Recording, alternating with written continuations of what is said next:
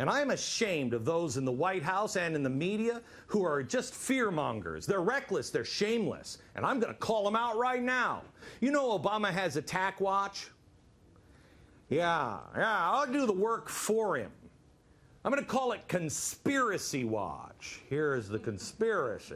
Conspiracy Watch. Alert, Glenn Beck launches another crazy conspiracy. Conspiracy Watch. Beck says Tunisia is the Archduke Ferdinand moment. Conspiracy Watch. Beck says protests will cascade across the Middle East. Conspiracy Watch. Don't listen to another word out of Glenn Beck's mouth. It's all a big conspiracy.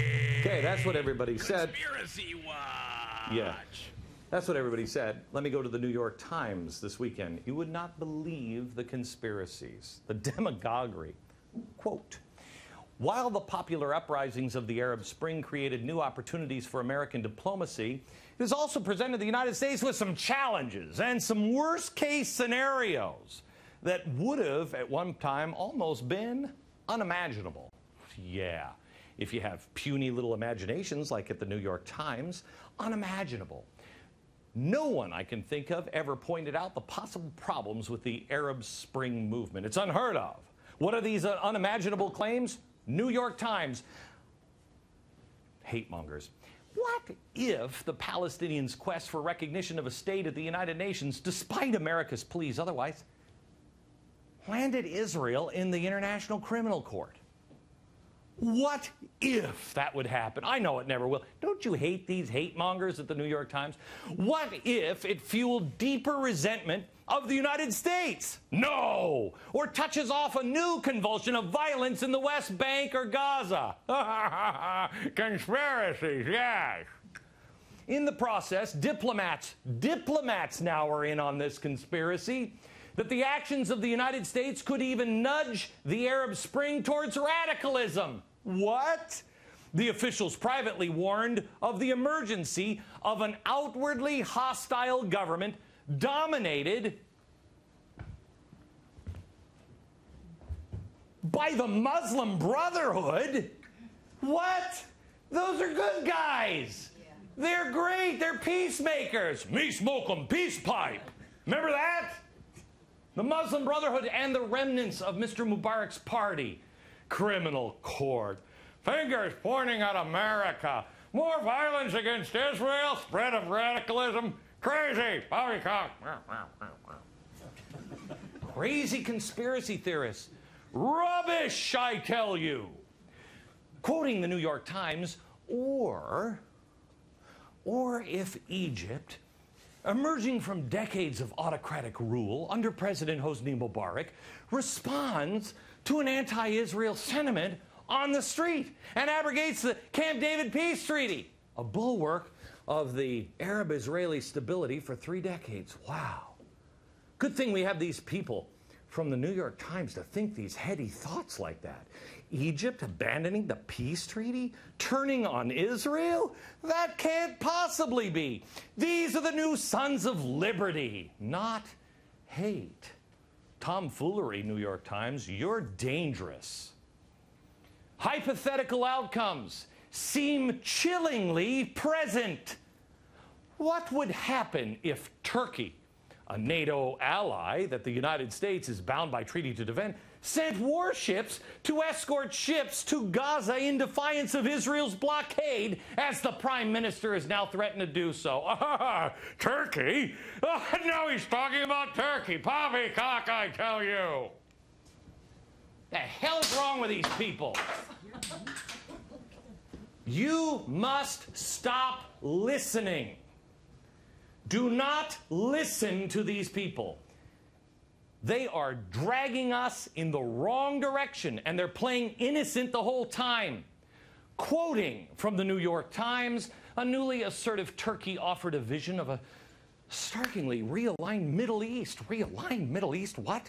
Where the country's former allies in Syria and Israel fall into deeper isolation, with an alliance with Egypt underpinning a new order, roiled by revolt and revolution.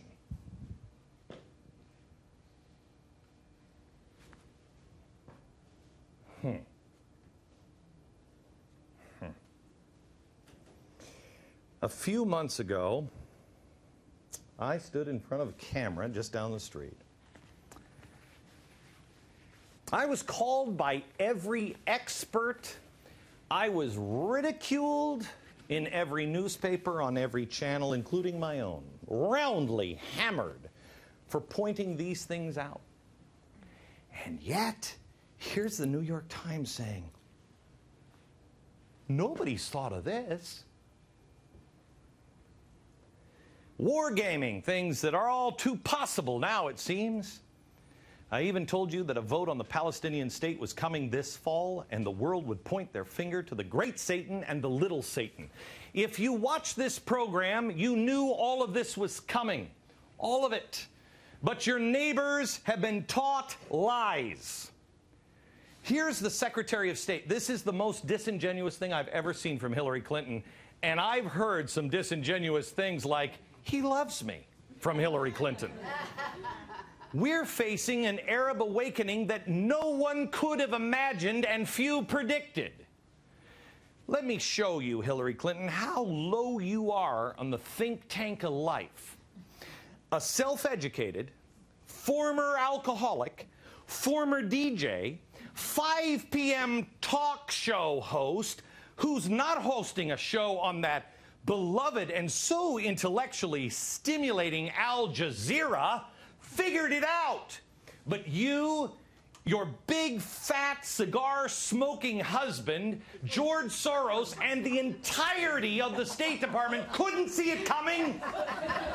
You're either an idiot or a liar. Both, the audience says. Someone should elect me president of the United States. No, don't elect me president of the United States. Where's my pipe? I just threw it. Darn. Do we have it? Yes, yes. I could be. Yeah. Like Leonardo DiCaprio, I could be king of the world. Please. Then we have the George Soros-funded International Crisis Group. This one stuck out to me because this is the group that started the ball rolling. International Crisis Group. They're quoted in the New York Times article saying, quote, "The region has come unglued.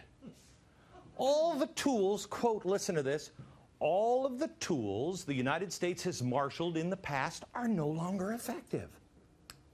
Huh. That's unfortunate for us now, isn't it?